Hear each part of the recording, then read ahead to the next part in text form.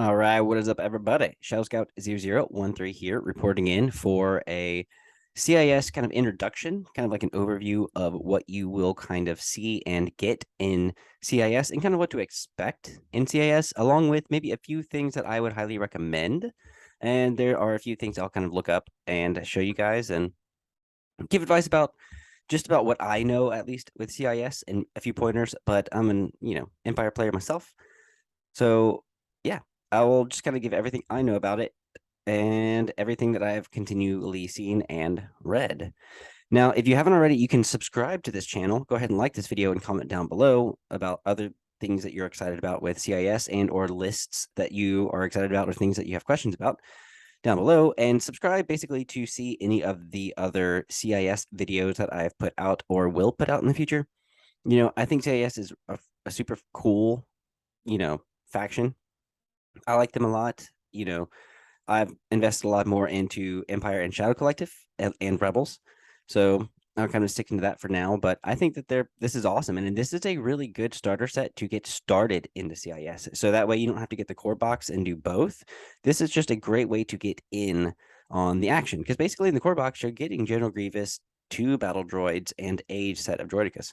So if you really, really wanted, you could get the main Star Wars Battle Force set and the core box. Maybe see if you could sell or trade the Republic stuff for with somebody else who also got maybe a core box, or maybe you could try to sell it online and get the tactical droids and the a separatist expansion pack as well. There's a few other things that I'd recommend and we'll talk about, but yeah, let's kind of get over it. So with the CIS is a faction that really requires you to stay within range 1 for coordinate. You've all of your B1s that you're getting have the coordinate droid trooper. So whenever you're issued an order, you can issue another order to a friendly trooper unit at range 1. So you need to cohere them in a way that you are keeping them at range 1. Now that doesn't necessarily go for the unit leader. It's just droids in general. So if you can try to keep them and cohere them in a way that you are getting at range 1 for another, so you can set up for the next turn to daisy chain, then that is spectacular. Usually battle droids need an HQ uplink whenever they don't have a regular T-Series tactical droid, because the T-Series tactical droid does have direct droid trooper. So during the command phase, whenever you're basically issuing orders out after your command card, you can issue an order to a friendly core droid trooper unit at range 1 to 2. Okay. So if he is at range 1 to 2 of a B1, then he can coordinate without having an order given at all. He can just coordinate to the B1s, which can chain all the way down. Now, if you don't have him and you need a way to coordinate the chains, HQ uplink on one of the battle droids will help to give the battle droid here an order, which will help daisy chain all the way down. I wouldn't put, in another heavy or personnel upgrade on the HQ uplink unless you have the points, and unless it's just a regular guy, maybe. Because you're going to want to spend an action to probably recover and to move, honestly.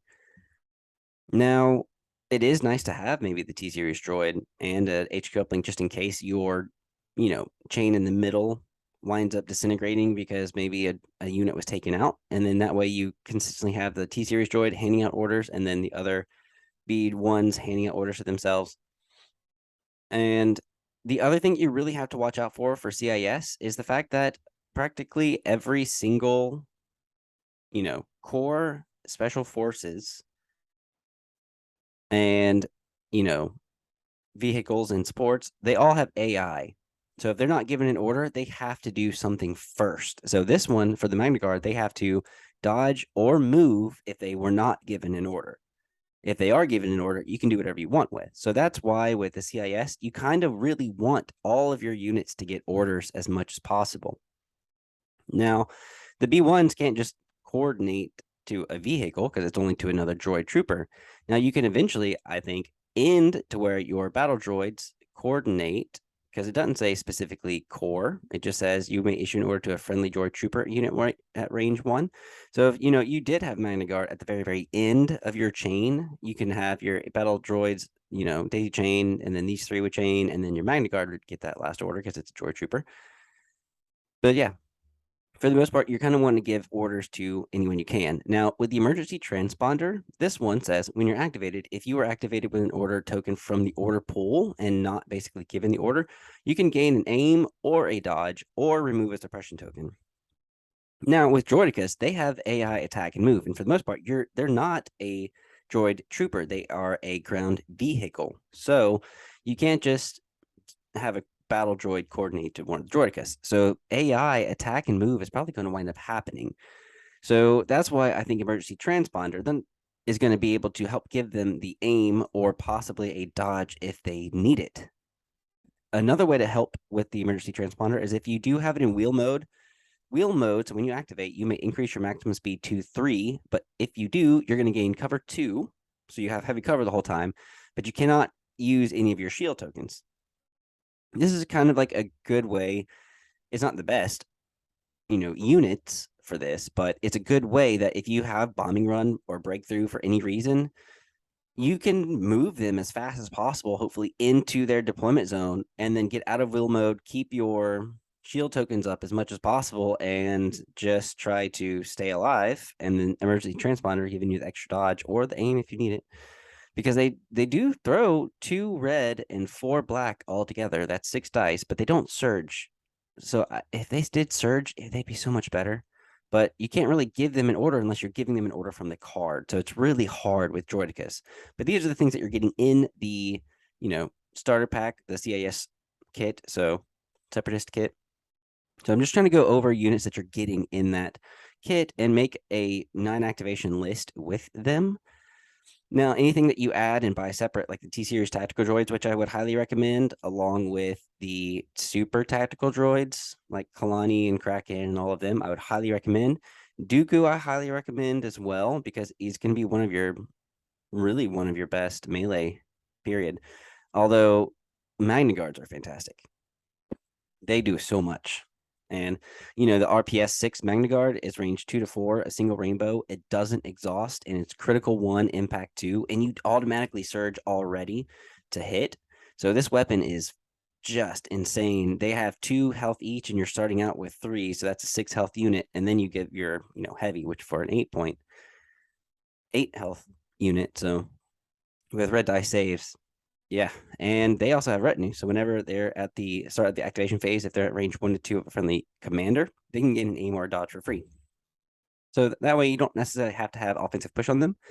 If you're going to be more offensive and you feel like you're going to need it, then maybe offensive push wouldn't be that bad of an idea. Protector would also be okay, just in case, because with Grievous, you can use Guardian to cancel hits, but you can't use Guardian to cancel crits unless you have Protector on you. And it's going to be, during the end phase, you can ready this card so you can use it every single turn once. Okay. Now, also, the other thing that I wanted to talk about was Grievous. So Grievous has a lot of ways to become more aggressive or not, or kind of what you want to do. With the build that I have here, with aggressive tactics, I think is great on Grievous, because if he's your commander giving out all the orders, you're going to be able to hand out a surge token up to 4 per round. If you have that many orders, which hopefully you do, because HQ uplink is going to be able to hopefully give all of your core in order up to your MagnaGuard. Maybe your battle tank doesn't need anything, but if you did give your battle tank in order, it's just going to have coordinate a droid trooper as well. So then what you could also do is give it the linked targeting array to kind of make it 799, and it's not going to give you really a good bid, but for the most part, you're going to be able to give yourself that aim, and then you can use the OOM series droid pilot to coordinate basically to all the battle droids and to the IG MagnaGuard, leaving your Droidicas and just General Grievous in the bag. And then, when you pull, you can use the emergency transponder to hopefully give that aim or the dodge to the Droidicas. And then MagnaGuard are going to have either an aim or dodge if they're close enough to Grievous in the first place. Now, I have endurance on Grievous because, for the most part, Grievous only has 2 courage, so he's going to be able to panic pretty easily. So, if he has 4 suppression on him, he's going to panic if you don't get it off. So if you maybe do have 4 suppression on him and it's the start of his activation, maybe hopefully when you roll 1 suppression off, giving him 3 suppression. He doesn't lose any actions due to suppression, but he also doesn't gain any cover, just like the rest of your guys don't gain any cover due to suppression, but they also don't lose actions. They still can panic, but they don't lose actions. So if he has 3 suppression on him at the beginning, he can still do 2 actions. Then at the end, when he's done, he's going to be able to take a suppression off with the endurance, giving him down to 2 suppression. And then if he's not shot for the rest of the round, at the end of the round, you're going to remove a suppression, giving him only 1 suppression. So you just really helped save him from panicking with the amount of suppression that you were able to finally take off of him. The other thing that you could really put on him that would help is Into the Fray, because he's going to want to get in to melee, and he's going to want to get around as many people as possible. Now, if you look at his 1-pip right here, General Grievous gains disengage, and he's going to gain a dodge. And at the end of his activation, he can perform an attack against each enemy unit at range 1 using the following weapon. So it's kind of like having, Relentless. He already had it, but yeah. So he can move. He's going to already have a dodge, and then he's going to be able to use this weapon against every enemy unit at range 1.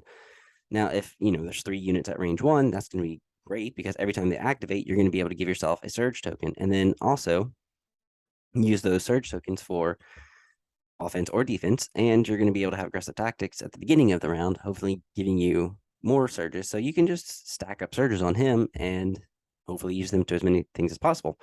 The other thing that you could do, honestly, is give him tenacity or up close and personal. And then maybe you can also give him vigilance, which, if you gave him vigilance and up close and personal with his command cards and with up close and personal, he's going to get a ton of dodges. So you'll be able to spend those dodges when needed, and you're going to be able to keep one at the end of the round. It's good, but you're probably going to wind up using all of those. So it just kind of depends. You don't have anyone that has any sort of, Inspire. So maybe you wanted to use Inspire. You probably wouldn't need it. Strict orders could be really, really, really good, because everyone with a face-up order token can remove just 1 suppression instead of having to roll for it. And since they don't lose actions, strict orders could be really, really good. You don't need improvised orders for the most part, because like I said, all of them are going to have an order out. So that's kind of like an overview of the droids and kind of what you're getting in the starter pack, and kind of how you can make a simple list first with them. Now, I don't have the other websites up that I was going to have, like from Team Relentless, but the other best units kind of like in CIS is Count Dooku. He's going to have Master of the Force 2, and he can do a ton of damage. He's got Courage 3, Surge to Crit. He's got a ranged attack and a melee attack. He's got 3 force slots, and he can output a ton of damage, as well as he can save himself a ton of damage, because he's going to have Deflect, and he's immune to Pierce. So, and he's got Cunning. So anytime that you lay a command card that has the same pip as your opponent, you're going to be able to go first instead of having to roll off. The other ones that I highly recommend, again, were Kalani, because Kalani and other super attack droids all come in that same case, and you can do so much with them, especially with the direct AI and override if you needed to. But yeah, so direct AI, you can, during the command phase, give an issue to an order or to a friendly unit that has AI at range 1 to 2, kind of negating the AI. So maybe if you had your Droidicas at range 1 to 2, you could just give your direct to the Droidicas. So that would be really good for them as well.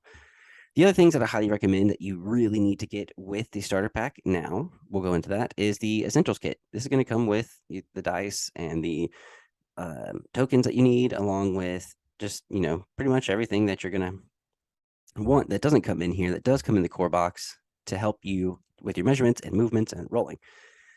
Now, the other thing I highly recommend are getting 2 of the card packs. Honestly, the 1 and 2, just because all the new upgrades and all of the new packs, I should say, or minis, don't come with extra upgrades like the old ones do. So it might be nice to have probably a few extra things to get. Like I said, the other thing that I would highly recommend getting are the Vital Assets. Start the Vital Assets expansion, which kind of has other objectives like bombing run and payload and hostage exchange, and I think that's it. Because it's going to be more beneficial for the CIS right now to do that. Now, this was just one simple thing. There is 1 or 2 lists that I highly recommend. It's going to, you're going to have to buy a lot of other stuff. So the first one would be the, let's see, where did it go? Droid Invasion Force right here. With the T-Series Tactical Droid, you have 8 battle droids, you have 3 stat riders, and you have a battle tank. And the other thing you could do, if you wanted to have it linked targeting array, you could. But with the T-Series Tactical Droid in the aggressive tactics, you're going to be able to give out those surge tokens like crazy. And, this is it's going to have 13 activations, which is a lot. And then you still have an 8-point bid.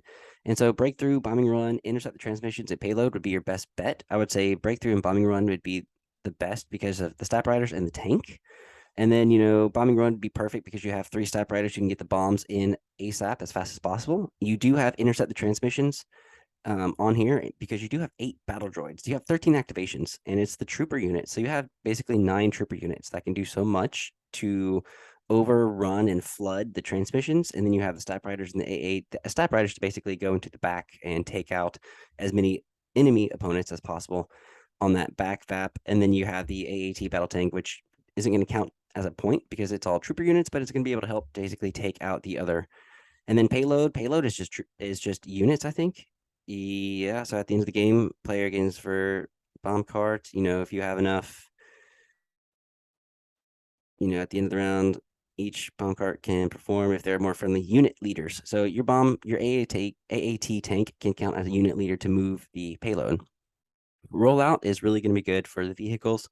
Danger close, hemmed in, and battle lines will be perfect for the stab riders and the AAT battle tank to get in and hopefully do some damage. And then, minefield is good because the stab riders don't have to care about the mines. And hostile environment doesn't matter about suppression because you don't lose actions due to suppression. And then clear conditions supply drop will just really help overall with, shooting at the other person without having to worry about any obstructions. And then supply drop, you've got 8 battle droids that are really going to be able to benefit from that. Now, doesn't have like Maul or Dooku or anyone. This is just the Separatist Invasion Force. Since you're already going to be collecting it, this is just another thing to look at. If you bought 2 of these right here, you're set almost in a way for the droids. And then if you either got Staps and or spiders, then you're really good to go. And then you can just get Cad and Dooku and them later on if you really wanted to, but your army would be stacked and it would be ready to go. Now, if you have any other questions, you can head to the Discord where we always talk about the things that, lists that people have and things that, people have questions about, and just kind of giving you inputs on maybe different strategies of what to do and, how to get it to, work for you. And, I've been doing a lot of work on my website, and it's going to be changing very soon.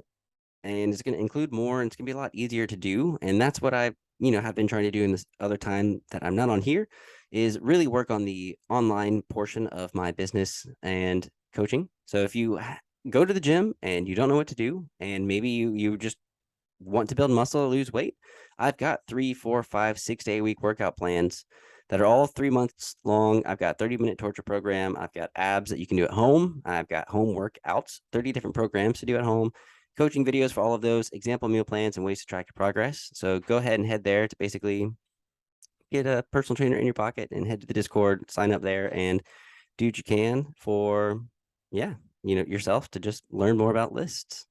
All right, guys, I'll catch you in the next video, and hopefully you learned a lot in here. If you've got any other questions, feel free to subscribe and join the Discord and ask away. All right, I will catch you guys in the next one.